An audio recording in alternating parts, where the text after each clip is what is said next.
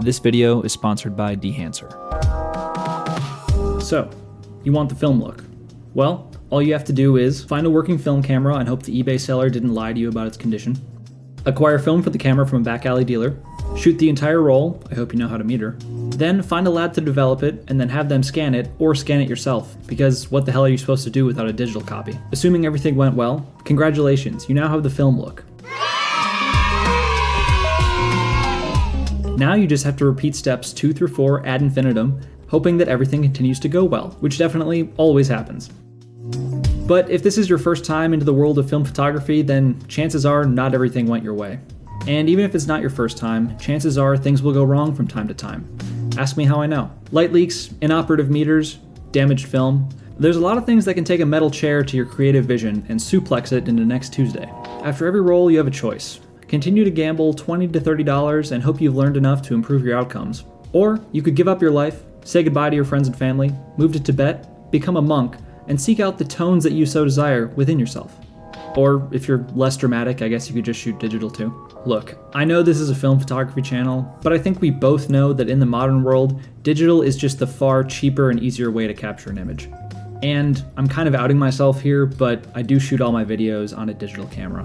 Sorry to shatter the illusion. But just because you've chosen to walk the path of the digital dark side, doesn't mean you have to give up your favorite film characteristics thanks to the wonderful world of film emulation. How did I get introduced to film emulation? Well, it went a little something like this. There I was, alone at a bar, eating a grilled cheese sandwich. Typical Thursday night. I was approached by a figure I didn't recognize. They said, "Hello, Mr. Light Leaks. My name is Dehancer. I saw you from across the bar and liked your vibe." Thanks? I said, laying my grilled cheese down.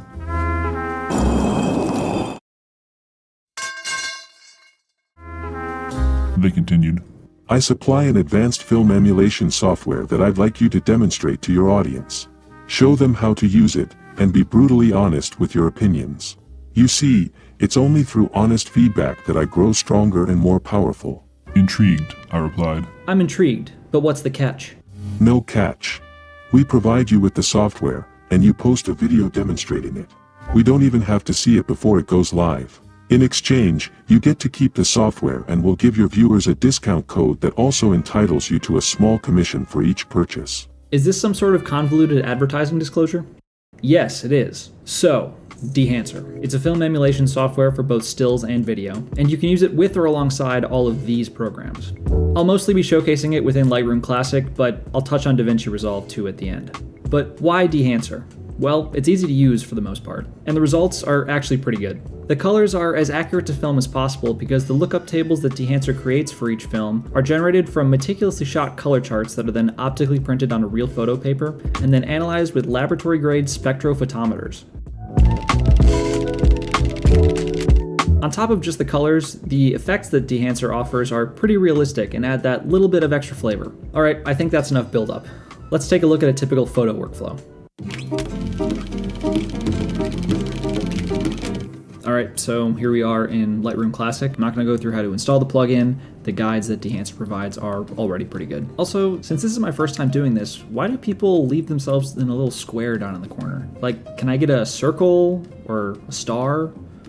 Maybe super wide Panavision? Oh yeah, that's better. I feel ultra wide. This is a feature of Dehancer, by the way. We'll talk about it later. All right, so what we have here are clearly a couple pictures of the Roman Colosseum. On the left is a shot that I took with Portra 400 with the Nikon AD3, and on the right is a shot I took with my Sony a7R II. This is the raw photo. Dehancer recommends that you lower the contrast of your raw images a little bit after developing them. They recommend you use these settings, and I've created a little preset for it. If you look up at the histogram, there's the normal one, and there's with the preset. Just a little less contrast, because what you do when you edit it is the software creates a TIFF, and then you edit the TIFF. So once you come back into Lightroom, you lose all of the raw abilities that you have. Honestly, a little bit of a downside. So I'm gonna show you how to edit this digital file to look like this Portra 400 file. So all you have to do, select your photo, right-click, edit in Dehancer Lightroom.exe, and then edit a copy with Lightroom adjustments. All right, so here's what you see when you first open Dehancer. You've got all your modules here on the right side. You've got your films and presets on the left side. You've got your main picture in the middle, and then a histogram that is comically large. You can turn that off if you want. Dehancer has published a little bit of a typical workflow, which I'm going to be loosely following. And from what I found, it's a pretty good starting point for most of your edits. So first step is to develop your raw photo, and I'm not doing that in this case. I just applied a standard low contrast look. But if you needed to do some localized exposure edits, you'd probably want to do that before you jump into Dehancer. If you need to do some bigger tweaks once you're already in the software, you can do it here in the source panel. But I don't need to do that, so I'm gonna reset it, close that. All right, so the first thing you have to do is come over here to Films, and then pick which film you want to emulate. Make sure the checkbox is on. I've already set up favorites, the ones that I shoot most often. This is Portra, so I'm gonna pick Portra 400. This is also where you would choose the push or pull value for the film profile. Each film profile in Dehancer is actually 3 film profiles because they generate the LUTs with normal speed, push 2 stops, and pulled 2 stops. But this was Portra 400 at box speed, so I'm gonna leave it at 0. And then we're done with this left side panel. All right, then they recommend you come over to the expand settings. This is essentially where you set your contrast. Mine's still pretty low, so I'm gonna move the black point and the white point around. That looks good enough. Then next thing you wanna do is come down to the print options. Remember how I said that all the films at Dehancer profiles, they optically print on paper? Well, you get to mess with those settings in this area. It defaults to Kodak Endura glossy paper, which is usually good for most things, but you can also use linear, Cineon film log, or you can use actual print films that they used to use in real projectors. But I'm gonna keep it on Endura paper. I might bump up the contrast just a little bit. Color density. So it actually makes the areas with color information slightly more dense, digitally dense like film. And it does look a little bit dark, so I'm gonna bump up the exposure just a tad. Then they recommend you go back to the expand tool to adjust your contrast if you want to, because the print options will probably drastically change it. I don't really need to do much to it though. Then they want you to come down here to the color head. This is modeled after a real optical print setup. So if you've optically printed negatives before, you'll feel right at home in this panel. So that's where you adjust your color offsets, yellow, blue, magenta, green, cyan, red. And then down here is the shadows tone, midtones tone, and the highlights tone. These are essentially white balance of the shadows, midtones, and highlights. But my brain cannot seem to remember that's what they are. It'd be cool if one side was blue and one side was yellow. Might make it a little bit easier to remember. I think this picture's a little bit too blue, so I'm gonna put just a touch of yellow into it, and then just a little bit of red. Yeah, that looks good. So after that, then Dehancer just says, go wild with all the extra effects, like grain, halation, bloom, damage, overscan, vignette. I'm a big fan of grain, so I'm gonna enable the film grain. This was 35mm, so 500 ISO, I guess, close to 400. One thing that bothers me about these particular panels is if you pick a preset, if you want to actually adjust it, you have to first select it and then go to custom to actually expose all of the settings. I wish all the settings were just exposed from the get-go, and as you selected different presets, they would just adjust on their own.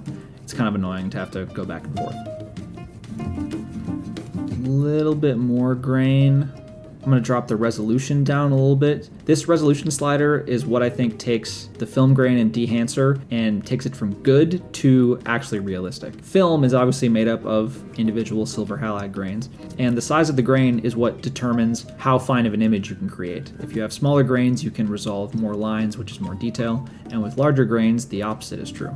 If I look at something like this glass flower, that has a lot of high frequency detail. If I look at that, I'm like, oh, well, that's clearly a digital image. Meanwhile, if I come in here on the film image, you can see that some of that high frequency detail is lost. So I'm gonna try and mimic that by bringing the resolution slider down. Might be a little too aggressive, but it just softens up the details just a little bit without affecting the less detailed areas. So I like that feature a lot. Oh, and you can also affect the grain individually for the midtones, highlight, and color, and then change it from positive to negative. I find that the positive film has a little bit nicer grain. And down here in the mode, the analog is actually modeled based on real film, but you can also just use a noise map if you want to do that, but I don't know why you'd be using Dehancer. If you wanted to just use straight noise, you can do that in Lightroom. So this is without any edits. This is everything through film grain. Here's also where you can add the halation. At this setting, it's pretty low, but I could go, you know, Super 8, no remjet, and it's quite pronounced. Portra is not known for its halation, so I'm going to turn that off. I do want just a touch of bloom. I think it helps soften things up and brings out the colors and the flowers a little bit. Yeah, I think that looks nice. Film damage. You can add scratches and dust. I think it's a little bit gimmicky, to be honest. As someone who's painted out a lot of dust on their scans, I don't think these look super convincing on the stills, but whatever. There are a ton of options if you want to go around and play with it. And then, you know, say if I want to turn off dust, but I want hairs and no scratches, just hit refresh. There we go. Amount, scale. This is what your film looks like when you have a cat. Yeah, go wild, play around. But I'm gonna turn that off. Overscanning, if you want sprocket holes, that's how I got the Super Panavision thing. A lot of options here that you can play around with. I'm not going to right now. And then vignetting. So the reference image has just a little bit of vignetting, which I do know that this Nikon has a little bit of vignetting, so I'm gonna turn that on. Probably turn down the size, or turn up the size a little bit, maybe. And then when you're done with your time in Dehancer, you just press OK, and you'll get kicked back to Lightroom. Looking at them side by side right now, I could probably up the contrast just a little bit, maybe add a little bit extra grain. I can just do that here in Lightroom. I do think that just a little bit of color noise reduction helps sell it even more. But yeah, I think that turned out pretty good. Here is the raw image, and then here is the finished image.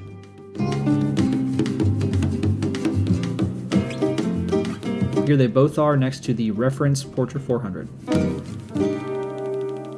You might even be able to convince me that this is Portra 400. Maybe. If you sat through all that and thought, dang, that's a lot of work to go through for just one photo, yeah, you'd be right. But there's a way to fix that. Let's take a look at another image. This is a picture of my friend Maddie, and you might notice that it is already extremely grainy and red. This is one of my annoyances with Dehancer. As soon as you open up another image, it just applies the look that you had for your last image, which is great if you want to edit a bunch of pictures in the same way, but kind of annoying if you're working on a lot of different images. Luckily, there's an easy way to reset it. Just hit this icon. There we go, fresh import. So you may have noticed that next to the Films tab, there's a Presets tab. This is full of a ton of presets, as the name implies, all created by the Dehancer team. And it's really easy to go through and preview these as you want. So like if I want to look at Agfa Scala 200X, you'll see it comes with, you know, film compression, expand, print, film grain halation, bloom, and vignette all enabled by default. And then if you want to, you can pick a preset and then come in here and just absolutely f it up. If I want this 800T to have like even more halation than normal, boom, super halation. Here we go, HP5 plus 400, Kodachrome 64. Oh, here we go, here's the Cinema Films. Pretty low contrast, Ultramax. 500T. Oh, here we go, Lomochrome Purple. All right. I'm gonna go with something a little bit more normal. I like this Velvia preset. The Velvia kind of brings out the green in the stained glass, because otherwise it's kind of dominated by red. I want to pull just a little bit more red out of that. So I'm gonna go to the color head, put just a little bit more cyan into it. I want to add a little bit of blue, cool it down. Yeah, I think that looks pretty good. And if we come into expand, you make it just a little bit brighter. And then in the print, the analog range limiter is nice, or it can be nice, because as you can see down in the histogram, it kind of rolls off the blacks and the whites, because the true print isn't really full black or full white. We'll drop that exposure down. looks a little bit too blue. There we go. I think it looks pretty good. So there is the original. There's the edit. Oh, and how are we on grain? No, it needs more grain than that. All right, looks good to me. So here is the original, and here is the Dehancer edit.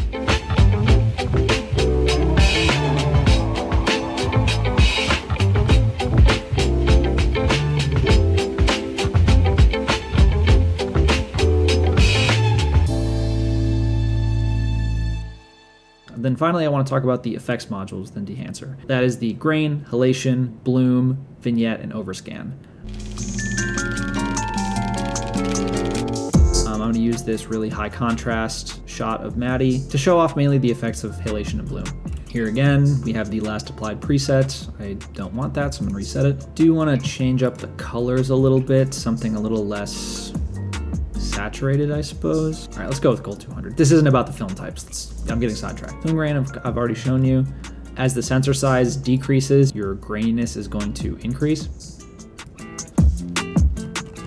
So you can really see it in the stained glass. So 8mm 500 ISO, 65mm 500.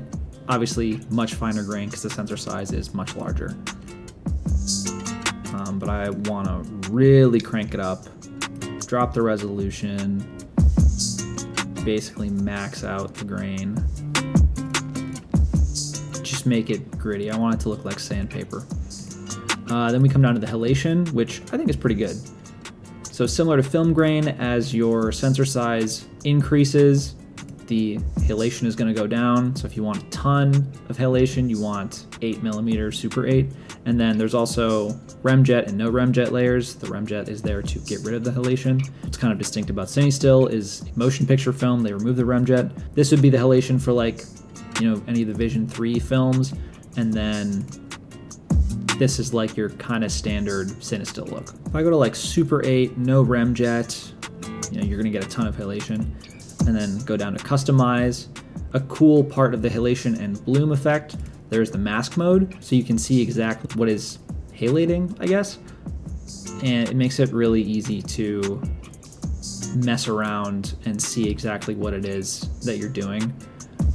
We could push this as far as it'll go and see what that looks like. Ooh, yeah, you can see we're getting some artifacting here, especially like around these already red edges.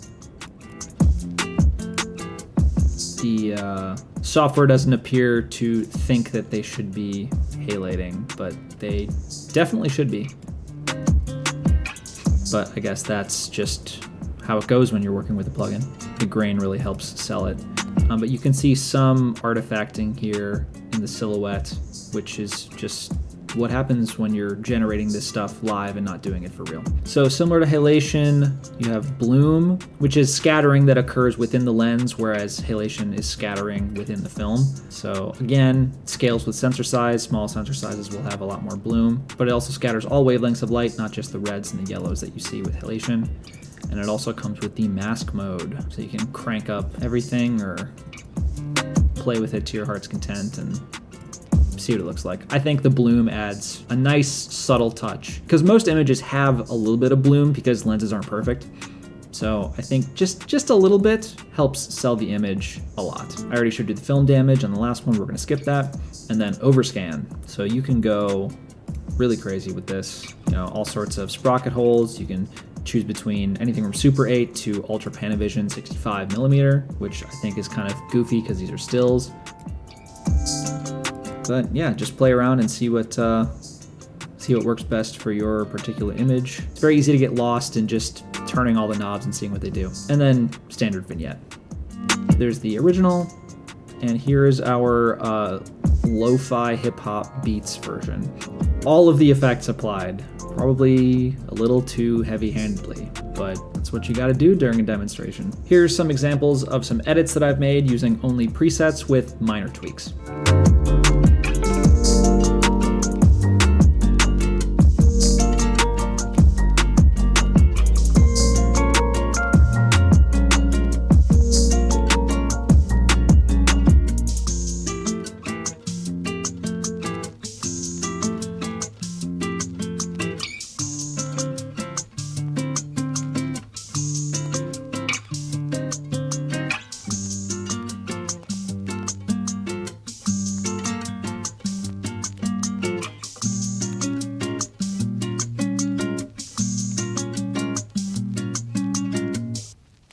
It took me less than 10 minutes to make all those. Next, we're going to briefly hop into Davinci Resolve. It's mostly the same, but a little bit different. All right, so here we are in the color page. I'm going to be using one of these opening clips from my Wilmington and Philadelphia video. You probably haven't seen it because basically nobody did. In the beginning, I did this crude halation attempt because I like halation and I thought it would look cool. Motion graphics are my passion, clearly. I'm going to recreate it with Dehancer. Don't come after me, I am not a color grader. My node trees are bare bones. I just add a corrector node, and then you gotta scroll all the way down to Dehancer. Then first you just select your input camera profile. This has already been exported as Rec 709.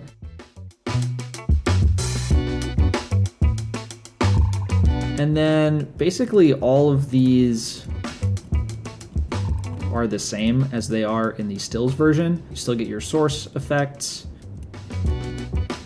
and then you get access to all of these film profiles, all the same ones. Maybe we want 800T for the colors.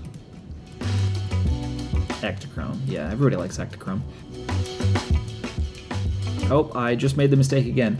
For each of these modules, you have to click Enabled, which is at the bottom of each tab for some reason. I do wish it was up at the top, because I can't tell you how many times I've been tweaking stuff and not had it enabled, because I just forget that it exists at the bottom of the module. I'm gonna do a custom. I want my global down, local up. See a little bit of flicker. Oh wait, maybe not. It was just rendering. I saw a little bit of flickering while I was first playing it, but it looks like it's cached in now.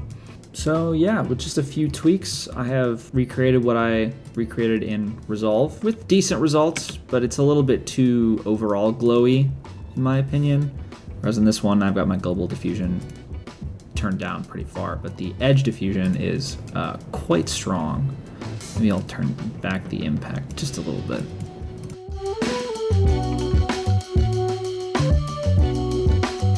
Oh, I also want to call attention to a couple extra effects that you get in the video versions of the plugin. You've got film breath. Now, this is just small variations between frames, as is pretty common with motion picture film cameras. This is pretty extreme, but play around with it, you get it. Then there's gate weave, which makes everything look like an earthquake. Oh my god, I did it again. Gotta hit enable.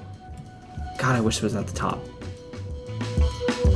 There we go, earthquake mode. If that's what you want, there's your setting. I do think the overscan looks great on video. Like, come on, what's not to love about that? A little bit of overscan, a small amount of gate weave, film damage. Like, come on, what's not to love? Here's a quick little demo reel of a few of the film emulations that you get when you purchase Dehancer.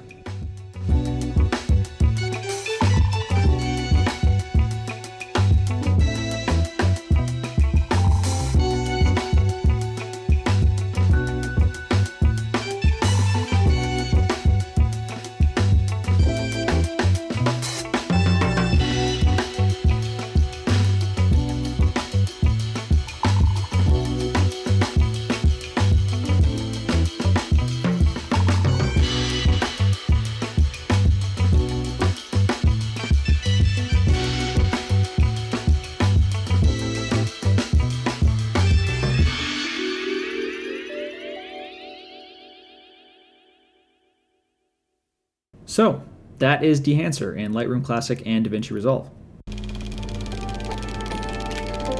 It's super easy to use once you kind of understand what everything does. I like that the entire pipeline is modular. You only have to use what you want. And the results are very convincing in my opinion. There are a ton of film profiles to choose from, with more on the way. A couple of the biggest downsides I see of the software is that for stills, it's an inherently destructive workflow. Because you're making a TIFF copy and then adding all of the film effects on top of it, if you want to go back and edit the raw file, you have to make a new copy and then edit on top of that. Another downside is that the edits aren't actually tied to each photo. Every time you open the stills version of Dehancer, it just resets back to whatever you were using last time. The performance on my Windows machine is not stellar, which is kind of disappointing considering I have a 3070 in my computer. It does hang from time to time. And then a couple of really nitpicky things. The enable checkbox should be at the top of each module instead of the bottom. Clearly you saw how many times I forgot to enable the module that I was working on. I like the implementation within Lightroom a little bit better because each module has its own checkbox that's always available. And I really don't like within the effects modules that you have to select one of the presets and then go back to custom in order to change it up. I wish all of the settings were just available all the time. Before being approached by Dehancer, I'm not sure I would have given film emulation much thought. While I do really like the film look, my primary reason for getting into film photography was the cameras. I think cameras are fascinating mechanical objects, especially the older ones, and they just all happen to shoot film, so I got into film. Don't get me wrong, I've kind of fallen in love with the look of film over time, but that's not why I got started. For me, I don't really mind all the headaches that can come with shooting film because at the end of the day, this isn't my job. My ability to afford rent doesn't hinge on the outcome of one roll of film or another. But for working photographers and videographers, that might not be the case. If a client wants the film look, now you have to gamble a lot of time and money on a process that may or may not work out all the time. But if they don't really care about doing it for real, then maybe Dehancer is a good solution for you. You can have all the convenience of a digital pipeline, but with the film look. I prefer to do it live, but if you want to do it in post, that's up to you.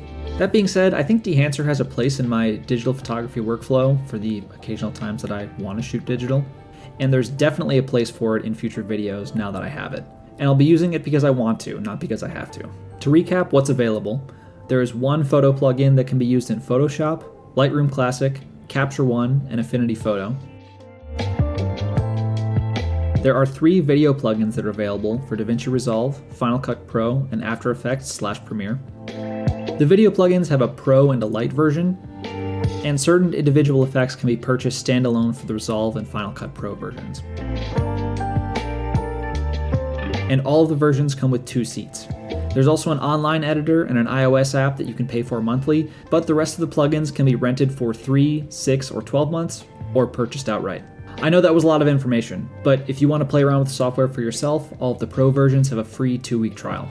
It's the full software capability, just with a watermark. If you do decide that you want to purchase one of the many versions of Dehancer available, make sure you use the discount code LIGHTLEAKS at checkout. There's no special link you have to follow, just use the code. Not only will you get 10% off whatever version you decide to buy, I will get a small commission on every sale at no additional cost to you. It's basically free real estate. Save yourself some money, help out the channel, use the code. Big thank you to Dehancer for being the first ever sponsor of this channel. Thank you so much for watching. Hopefully you got something out of it. And if not, your regularly scheduled shenanigans will be back soon enough. And whether you're watching this from your couch, your bed, or the toilet, I hope you have a great rest of your day, night, or whatever. And I'll see you next time.